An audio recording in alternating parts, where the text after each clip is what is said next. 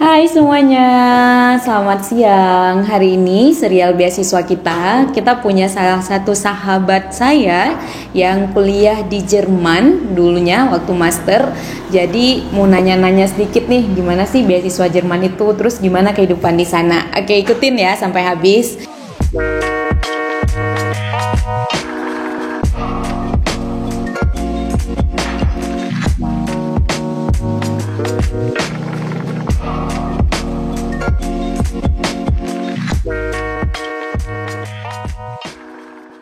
Halo Bang, Halo juga. mungkin mulai kenalan dulu Bang, namanya siapa, sekarang aktivitasnya apa? Oke, baik. Nama saya Dinaro. Saat ini saya bekerja sebagai salah seorang pengajar di jurusan akuntansi Fakultas Ekonomi dan Bisnis Universitas Syakuala. Saya dulunya penerima beasiswa DAAD yang bekerja sama dengan pemerintah Aceh yang disebut dengan DAAD Aceh Scholarship for Excellence. Dari tahun penerimaan beasiswa itu 2008, tapi saya mulai kuliahnya itu 2010, selesai di tahun 2012. Oke, berarti ada 2 tahun setelah penerimaan beasiswa, tapi baru berangkatnya di 2010. Menarik ya, kenapa itu Bang? Ya, karena kita harus mempersiapkan bahasa Jermannya terlebih dahulu. Oh, oke. Mungkin untuk belajar bahasa Jermannya sendiri sekitar 1 tahun. Setelah itu baru kita bisa mulai dengan pendidikan masternya di Jerman. Lumayan lama ya, 2 tahun. Alhamdulillah. Alhamdulillah, tapi prosesnya jadi mati. Mungkin sebelum kita masuk ke beasiswa, biar alurnya jelas gitu ya Bang ya. Prosesnya dari awal persiapan dokumen dan lain sebagainya itu seperti apa? Oke, jadi saya jelaskan dulu beasiswa DAAD. DAAD itu beasiswa Deutsche Akademische Austauschdienst, atau dalam bahasa kita tuh Dinas Pertukaran Akademik Jerman. Nah, DAAD ini sebenarnya konsorsium dari universitas-universitas, bukan universitas ya, institusi pendidikan tinggi yang ada di Jerman. Karena kalau kita lihat nanti sistem pendidikan Jerman, itu ada yang disebut dengan universitas, nanti ada yang disebut dengan Fachhochschule, nanti ada yang disebut juga dengan Ausbildung. Jadi pada dasarnya ketiga-tiganya itu kuliah, tapi nanti sistem perkuliahannya yang berbeda sesuai dengan target yang ingin dicapai dari masing-masing jurusan, masing-masing dari lulusannya. Nah, di DAAD itu sendiri kan biasanya kerjasamanya sama negara.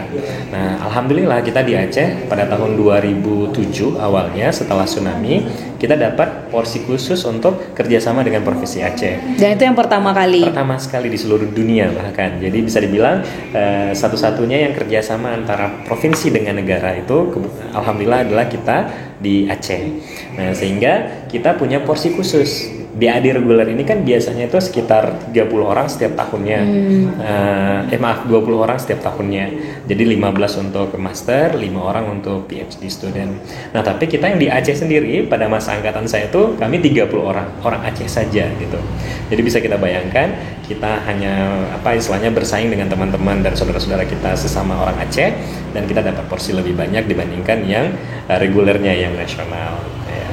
Dan saat ini kita sudah sampai angkatan yang ke-11.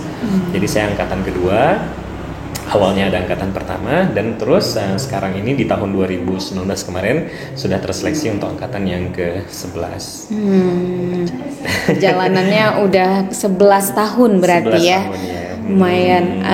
Tapi setiap tahunnya dengan Aceh nggak tahu lagi ya perkembangannya. Tiap tahun ada? Setiap tahun ada. Jadi kalaupun maksud gini, yang berbeda mungkin hanya kapasitas yang diterima.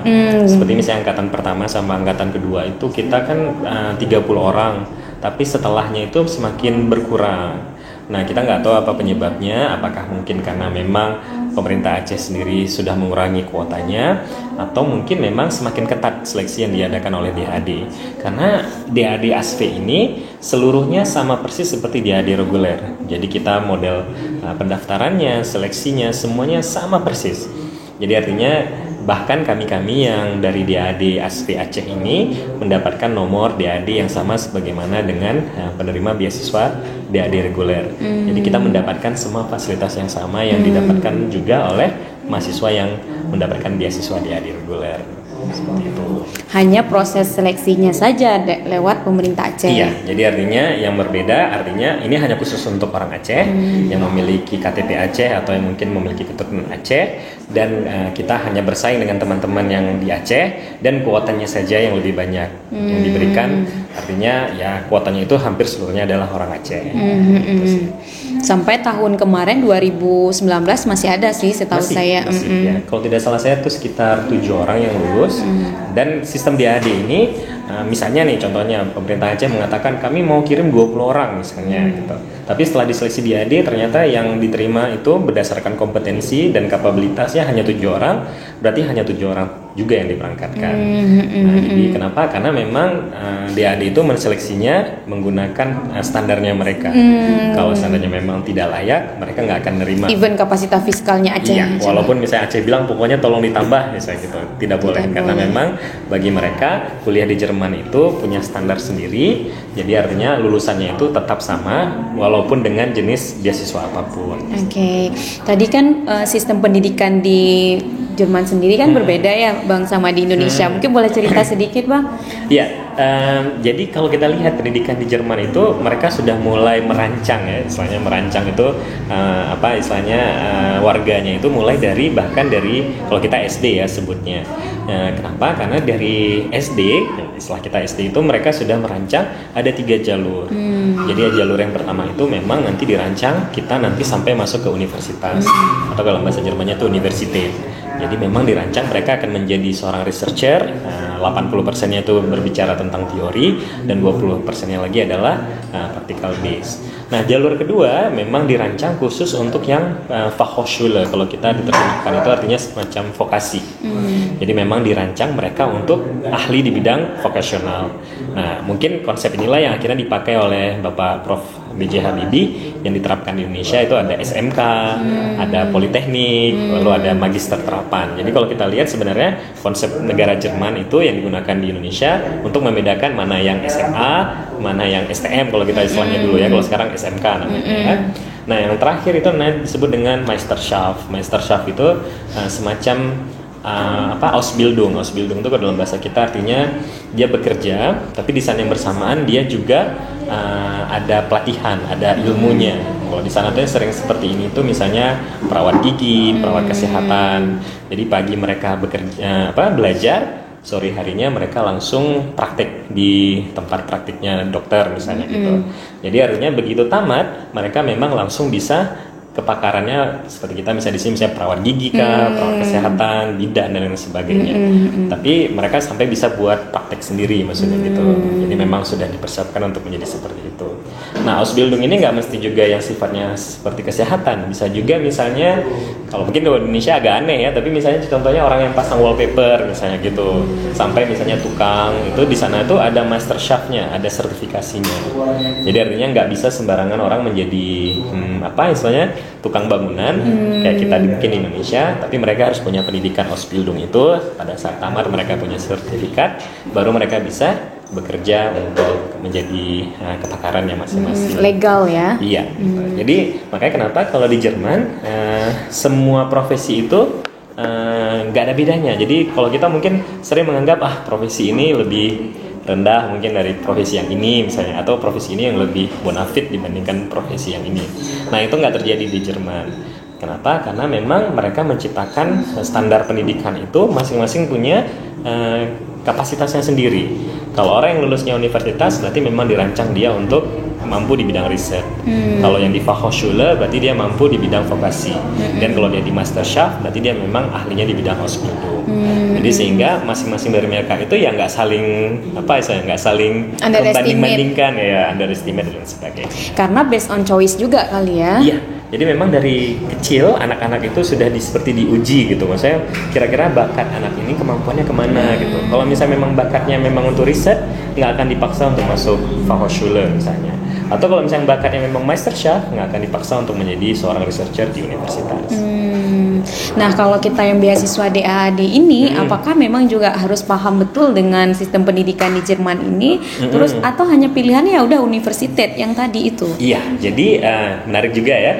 Jadi kalau kita lihat di Eropa, mungkin dulu ya orang-orang tua kita itu kan ada gelarnya DRS misalnya, Dokter Andes misalnya gitu. Tentu kita kan bertanya-tanya apa sih Dokter Andes itu? Nah, ternyata sistem pendidikan di Eropa, ya umumnya itu di Jerman dan Belanda, mereka sebenarnya nggak punya S1, nggak punya S2, nggak punya S3. Nah, S1, S2, S3 itu kan sistem yang ya karena kita mengikuti polanya Amerika misalnya dan beberapa negara yang memiliki pola pendidikan yang sama, itu ada bachelor, ada master, ada doktoral. Tapi kalau kita kembali ke Jerman atau ke Belanda, dia hanya punya 2 gitu, diplom lalu doktor. Nah, jadi doktor Andes itu sebenarnya adalah calon doktor gitu. Jadi DRS, begitu nanti tambah kuliah 3 tahun, S-nya hilang, jadi dokter gitu. Nah, jadi Jerman mau nggak mau di tahun, saya lupa tahun berapa, 2004 kalau tidak salah saya, mereka harus ikut yang namanya Traktat Bologna kalau tidak salah saya sebutannya. Jadi artinya harus mengikuti sistem pendidikan yang memiliki bachelor, master dan PhD. Padahal sebenarnya mereka dulunya nggak mau saya gitu. Nah, jadi makanya kalau kita ngambil kuliah di Jerman itu masih ada beberapa yang mendapatkan misalnya model program diplom misalnya, ada yang mendapatkan model program yang S1, S2 dan S3. Dan itu available scholarship-nya kalau kita search di.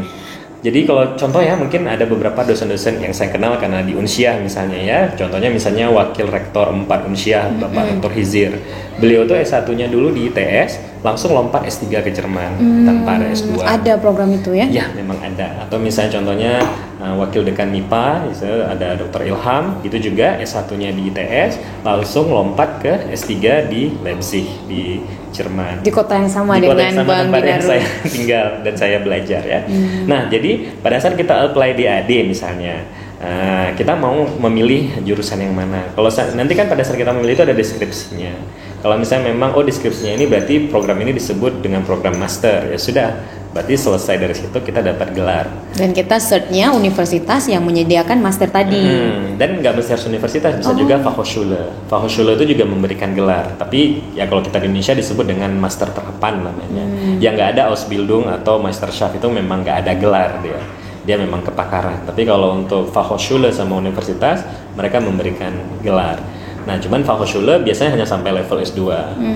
Jadi kenapa? Karena memang doktoral itu kan udah levelnya filosofi degree. Dia memang pure research. Jalurnya beda. Jalurnya biasanya untuk universitas saja, untuk universitas. Nah, jadi kita memilih nanti, kalau seandainya, kemampuan saya, bukan kemampuan ya, saya maunya memang kuliah S2 saja, 2 tahun, ngambil international program misalnya, dapat gelar, misalnya kalau saya ekonomi, misalnya saya mengambil MBA kah, atau MSc bidang finance, segala macam, langsung nanti setelahnya saya mau ngambil S3 misalnya. Berarti kita apply dengan program yang tersebut. Tapi kalau seandainya bilang, saya ingin coba nih yang diplom. Kenapa? Karena saya sudah S1 misalnya di Indonesia, siapa tahu rezeki nanti ngambil diplom langsung keluarnya S3, tapi kuliahnya mungkin 3 tahun misalnya. Ya kalau rezeki dapat ya alhamdulillah, tapi terkadang nggak bisa juga gitu kan. Kenapa? Karena itu tadi sistem pendidikan kita kan berbeda sama sistem pendidikannya di Jerman. Bahkan kalau kita misalnya mengambil S1 di Jerman, kita harus ikut yang namanya Studienkolleg. Studienkolleg itu artinya penyetaraan. Artinya di situ kita belajar bahasa Jerman, di situ kita belajar tentang kurikulum Jerman dan lain sebagainya. Baru ijazah SMA kita diakui setara sama dengan abitur atau ijazahnya orang Jerman. Berarti Bang, kalau misal kita nyari di internet nih, nyari beasiswa, mungkin boleh alamat websitenya, kemudian baru urutannya seperti apa, baru cari universitas. Oke. Ya, jadi kalau misalnya kita mau apply beasiswa DAAD, kalau untuk Indonesia kita bisa masuk ke www.daad.id. Nah, di situ nanti ada kita mau apakah study in Germany atau research in Germany. Tapi biasanya kalau research in Germany biasanya untuk PhD program, untuk doktoral. Tapi kalau kita yang mau S2, biasanya kita pilihnya study in Germany. Nah, di AD ini menarik karena di AD ini mungkin kalau misalnya beasiswa lain kan dia hanya misalnya lulus beasiswa A, nanti setelah itu baru kita memilih jurusan gitu. Kalau di AD jurusannya itu terkadang ada yang memang sangat spesifik. Misalnya seperti saya dulu mengambil DAAD EPOS namanya. DAAD EPOS itu adalah DAAD yang program-program studinya itu khusus untuk development, seperti sustainable development. Jadi saya mengambil misalnya saya mengambil bisnis tapi yang berhubungan sama development. Nah, jadi makanya saya mengambil dulu programnya namanya SEP, Small Medium Enterprise Promotion and Training. Nah, tapi kalau misalnya, saya nggak mau bidang itu, biasanya di EPOS nggak tersedia karena dia memang khusus untuk yang sustainable development. Nah, atau misalnya kita bidangnya teknik, terus kita mau ngambil yang bidangnya adalah transportasi. Ada memang beasiswa DAD khusus untuk bidang transportasi. Nah, atau misalnya saya orangnya public policy misalnya dan good governance, saya mau ngambil beasiswa DAD yang khusus tentang program studinya itu public policy sama good governance ada. Atau misalnya saya orang kesehatan, saya mau ngambil beasiswa DAD yang itu yang khusus bidang kesehatan ada. Nah, jadi artinya kita pada saat apply DAD itu kita boleh memilih yang sifatnya general, artinya nanti kita ambil yang DAD general, kalau lulus nanti baru kita mikir jurusannya apa, atau dari awal kita sudah bisa mengambil beasiswa DAD yang memang spesifik untuk bidang-bidang tertentu. Berarti yang general tadi tidak mengharapkan kita sudah ada nama kampus, sudah ada nama profesor atau penjurusan. Kalau untuk level S2 tidak perlu, tapi kalau untuk level S3, nah itu berbeda. Jerman itu kalau bisa dibilang profesor itu dewa gitu. Istilahnya gini, jadi kalau misalnya mungkin di negara seperti misalnya di Australia atau misalnya di Amerika, kita kan apply ke universitasnya, terus kita lewat kuliah, admission segala macam, baru nanti pada saat kita masuk ke disertasinya baru kita mencari profesor. Nah, berbeda mungkin dengan Jerman. Jerman itu dari awal sebelum kita apply ke beasiswa atau ke universitasnya yang harus kita cari adalah profesornya dulu. Tapi ini untuk PhD ya, beda sama untuk yang master. Nah, jadi seandainya misalnya kita udah diterima nih sama si profesor nih. Nah, terus ternyata pada saat kita apply ke universitas menganggap kita nggak qualified. Nah, universitas nggak bisa bilang apa-apa karena profesornya udah nerima kita.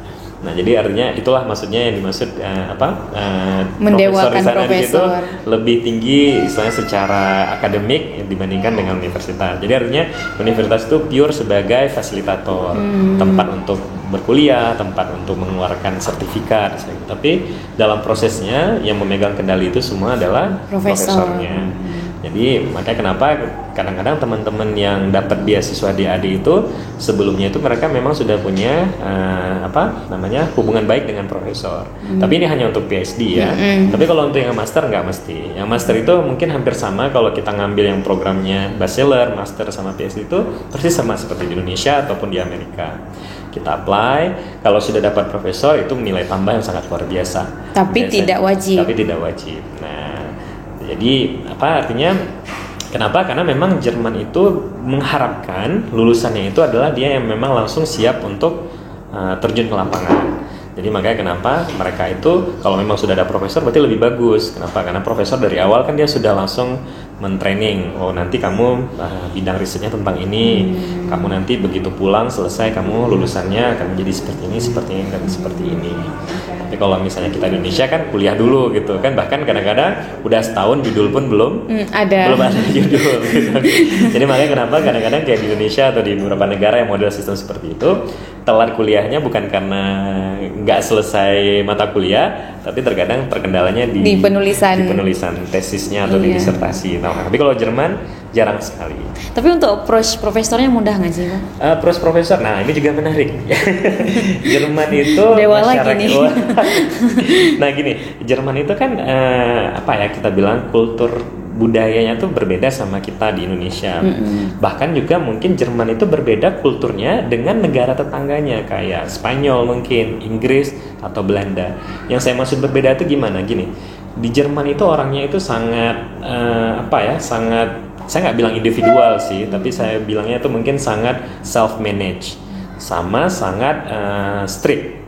Direct lah kalau kita bilang direct person.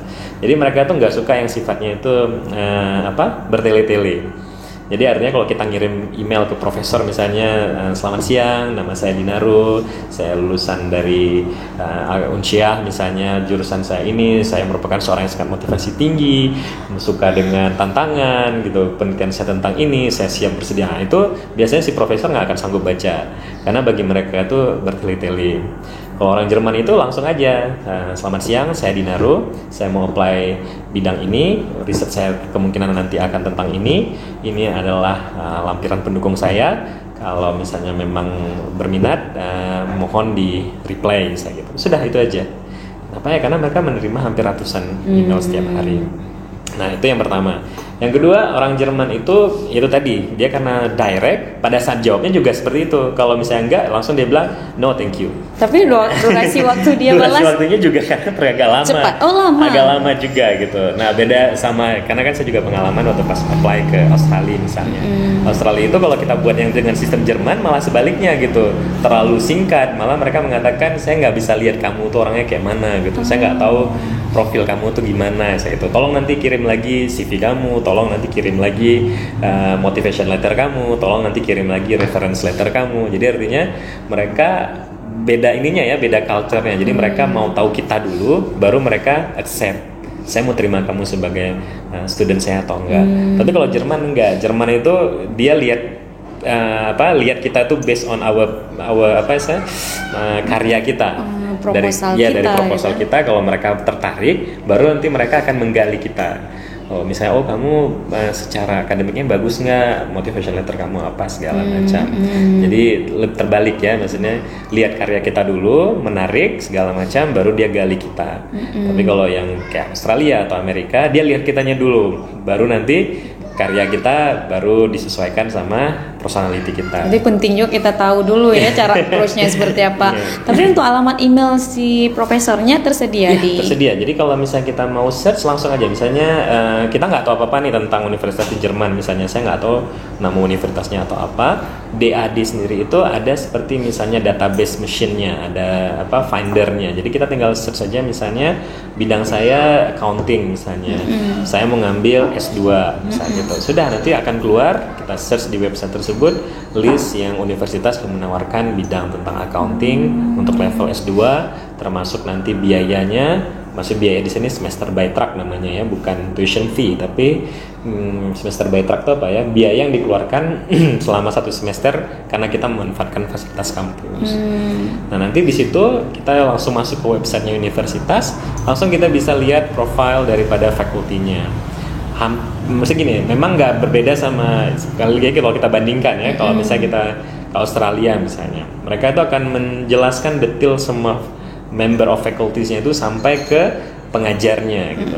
Tapi kalau di Jerman mungkin enggak. Di Jerman tuh mereka mungkin hanya memunculkan informasi untuk misalnya head of department sama misalnya senior lecturer yang memang bakal bisa jadi profesor. Tapi selebihnya mereka nggak akan munculkan. Kenapa itu tadi? Karena mereka nggak bertele-tele gitu. Untuk apa dimasukin nama dosen yang lain sedangkan mereka nggak akan bisa jadi supervisor. Jadi untuk apa menampilkan informasi yang useless menurut mereka mungkin ya. Jadi mereka hanya menampilkan informasi, oh profesor ini kalau kamu hubungi berarti dia siap untuk menjadi supervisor kalau dia cocok sama bidang atau mungkin tertarik sama kitanya gitu. Karena kan ada beberapa kadang memang harus masuk lewat admission dulu, jadi nama admission dulu di depannya emailnya gitu.